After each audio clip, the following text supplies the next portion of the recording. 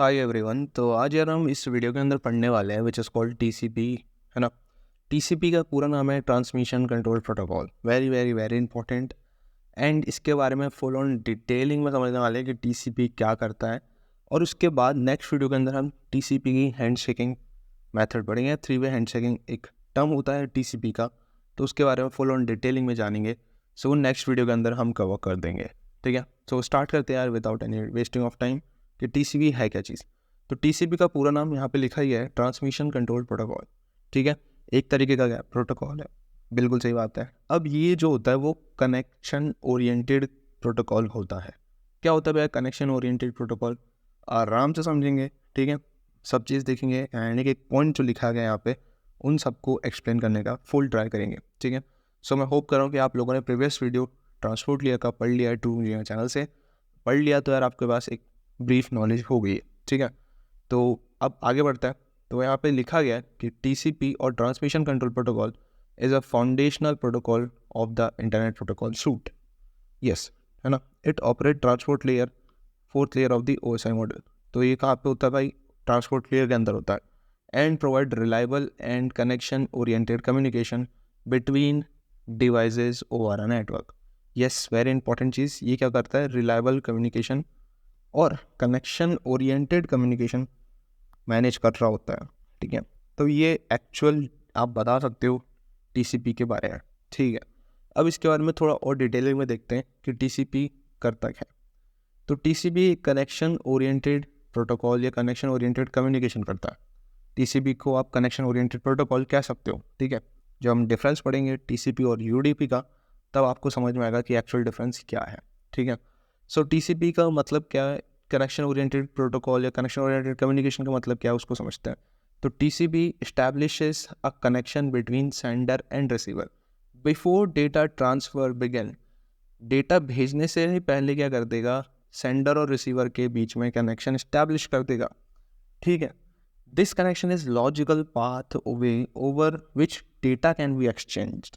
So this इसी को कहेंगे connection oriented communication. TCP ensure reliable order delivery of data.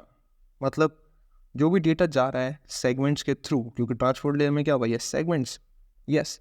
तो उसका सीक्वेंस क्या है, उसका ऑर्डर क्या है, वो सब मेंटेन करेगा। It guarantees that data arrives intact and in the same order it was sended, ठीक है। तो वही का ऑर्डर मेंटेन करके रखेगा। मतलब जिस तरीके से गया है ना, अगर 4 पहले गया तो 4, देन 6, देन 8, इस तरीके से गया तो इसी तरीके से इस सेम ऑर्डर पे ही मिलना चाहिए। Even if the packet encounter delay, अगर हो सकता है कि पैकेट को डिले हो जाए या एरर हो जाए या कंजेशन हो जाए नेटवर्क के अंदर, तब भी यही काम होना ही चाहिए। तो that's why this is called connection oriented, ठीक है। और टीसीपी का कनेक्शन ओरिएंटेड प्रोटोकॉल है, ठीक है। क्लियर है बहुत? तो ये इंपॉर्टेंट बात है टीसीपी की। एंड आप लोग मेरे ख्याल से सभी को कनेक्शन ओरिएंटेड वर्ड का मतलब समझ में आ गया है, ठीक है। तो अब आगे चलता है कि टीसीपी के अंदर और क्या क्या चीज़ें होती हैं। तो अब जो नेक्स्ट चीज़ है विच इज़ कॉल्ड सेगमेंटेशन। तो सेगमेंटेशन हम समझ ही गए थे, ठीक है। तो सेगमेंटेशन का एक्चुअल काम क्या है, आप लोग को पहले से आइडिया होगा, मैं होप कर रहा हूँ कि यार डेटा को हम डिवाइड कर देंगे डिफरेंट नंबर ऑफ सेगमेंट्स के अंदर। तो भाई यहाँ पे भी वही होगा ना, ठीक है। ओके, तो TCP break down into smaller unit of segments for transmission, ठीक है। भेजने में ये काम आसान होगा नेटवर्क के अंदर। Segmentation allow TCP to handle large amount of data efficiently by splitting it to manageable chunks. तो ये तो हमने भाई ट्रांसपोर्ट लेयर के अंदर भी देख ही लिया था, ठीक है। बहुत ज़्यादा इंपॉर्टेंट चीज़ है segmentation. At the receiver and TCP reassemble the segment into the original data stream ensuring that the data is delivered correctly and in the correct order। ये इंपॉर्टेंट लाइन है और यही काम करता है टीसीपी। क्लियर है? ये मेन इंपॉर्टेंट चीज़ है कि जो ऑर्डर है डेटा का वो भी करेक्ट ही होना चाहिए एंड डेटा भी जो है वो करेक्ट होना चाहिए। तभी हम क्या करेंगे, उन सारे, अगर रिसीविंग एंड पे हमें वो डेटा चाहिए होगा तो हम रिसीविंग एंड पे क्या कर देंगे, उन सारे सेगमेंट्स को मिला लेंगे एंड वहाँ से अपन ओरिजिनल डेटा को निकाल लेंगे, ठीक है। तो ओरिजिनल डेटा इस तरीके से एक्सट्रैक्ट हो रहा होता है कुछ, यहाँ पे आप समझ सकते हो, ठीक है। सो दैट्स वाई यहाँ पे टीसीपी को क्या कहते हैं, कनेक्शन ओरिएंटेड प्रोटोकॉल कहते हैं। क्लियर होगी बात? तो मेरे ख्याल से ये जो 2 डेफिनेशन अभी हमने स्टार्टिंग में समझी, ये आपका मेजर इंपॉर्टेंट काम कवर कर चुकी होंगी। नेक्स्ट चीज़ है फ्लो कंट्रोल। तो TCP implement flow control mechanism to manage the data rate of the data transmission between the sender and receiver. तो ये मैंने पिछले ही वीडियो के अंदर समझाया था कि किस तरीके से सेंडर रिसीवर एंड पे फ्लो कंट्रोल हो रहा होता है। ठीक है, कैसे होता है भैया, एक मान लो 100 MB डाल रहा है पर सेकंड के अंदर एंड रिसीविंग एंड पे वो 1 MB रिसीव कर पा रहा है। सो या तो भाई उसको रिसीविंग एंड पे कैपेसिटी बढ़ानी पड़ेगी, या तो फिर बोलना पड़ेगा कि यार सामने वाले से कि सेंडर एंड पे तुम थोड़ा स्लो स्पीड से भेजो, या तो फिर मैनेज कर लिया दोनों तरफ से। ठीक है, तो यही है कंप्लीट फ्लो कंट्रोल का।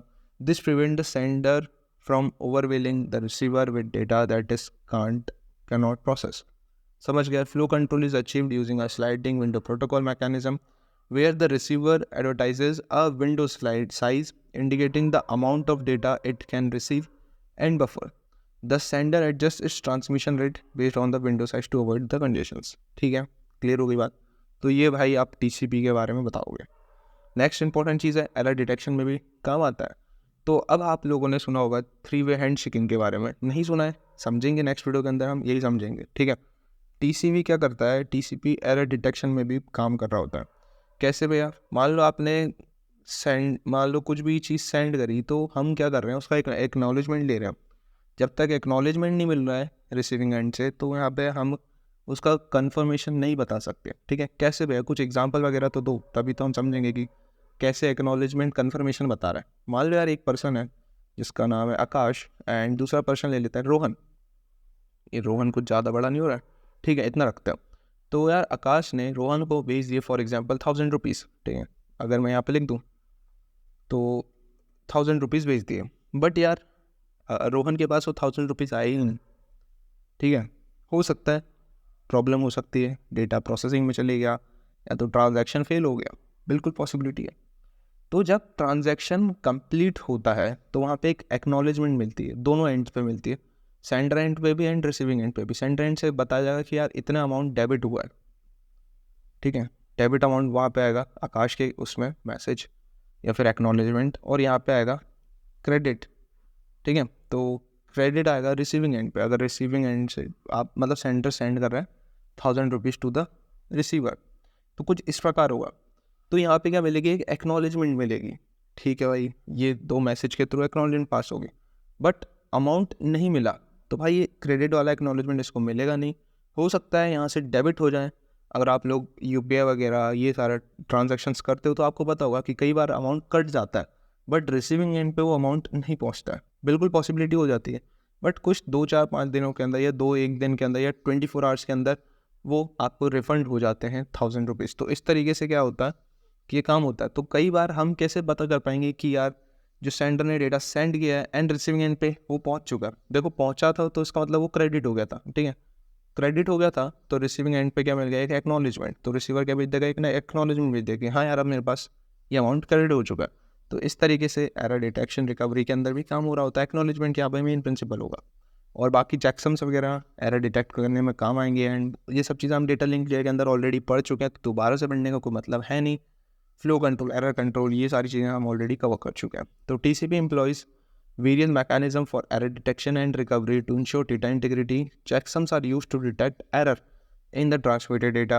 The sender calculate a checksum of for each segment. हर एक सेगमेंट में एरर डिटेक्ट की जाएगी। अगर एरर डिटेक्ट नहीं होती, मतलब एरर नहीं होती, तो भाई कोई दिक्कत नहीं है, सीधे चले जाएगा। एंड अगर एरर डिटेक्ट होती है तो किस तरीके से वो एरर को, मतलब किस तरीके से जो एक्चुअल डेटा उसको रिकवर करेंगे, तो ये काम भी होता है यहाँ पे। ठीक है, बाकी एक्नॉलेजमेंट का तो मैंने आपको यहाँ पे 101% समझा ही दिया। ठीक है, अब भाई यहाँ पे फ्लो कंट्रोल हो गया, एरर कंट्रोल हो गया, ये हमने ट्रू इंजीनियर की स्पेशली वीडियो के अंदर डेटा लिंक जब हम पढ़ा रहे थे, डेटा लिंक लेयर, तो वहाँ पे कवर कर दिया। तो लगभग डेटा लिंक लेयर वाला जो काम है फ्लो कंट्रोल और एरर कंट्रोल का, वो लगभग ट्रांसपोर्ट लेयर के अंदर भी वही है। ठीक है, आप चाहे TCP में पढ़ो चाहे ट्रांसपोर्ट में करो, तो सिनेरियो सेम ही है।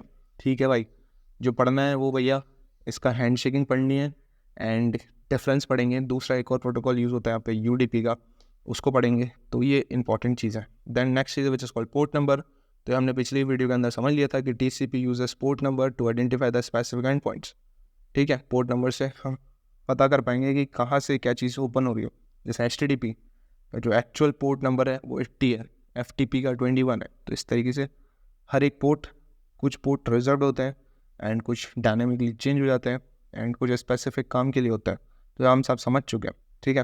Port number allow multiple network services और application to run simultaneously on a single devices, simple, ठीक है। एक ही डिवाइस के अंदर आप मल्टीपल पोर्ट्स का यूज़ कर सकते हो। हमने पिछले वीडियो के अंदर देखा था टोटल पोर्ट्स कितने हैं एंड रेंज क्या उनकी, सब समझ लिया था, ठीक है। मैं होप कर रहा हूँ कि आप वो कंटिन्यूशन में पढ़ के आ रहे होंगे। और TCP employees multiplexing to manage multiple connections on a single network interfaces. It uses a combination of source and destination IP addresses and port number to distinguish between the different connection. Very very very important है। तो समझ गए, ये actual TCP है, ठीक है भैया, समझ गए। अब थोड़ा और क्रेजी चीज़ इसमें समझेंगे, 3-वे हैंडशेकिंग के बारे में समझेंगे नेक्स्ट वीडियो के अंदर, तो वो इंपॉर्टेंट और बन जाता है। तो फिलहाल आज के लिए इतना रखते हैं, मिलते हैं नेक्स्ट वीडियो के साथ, बाय।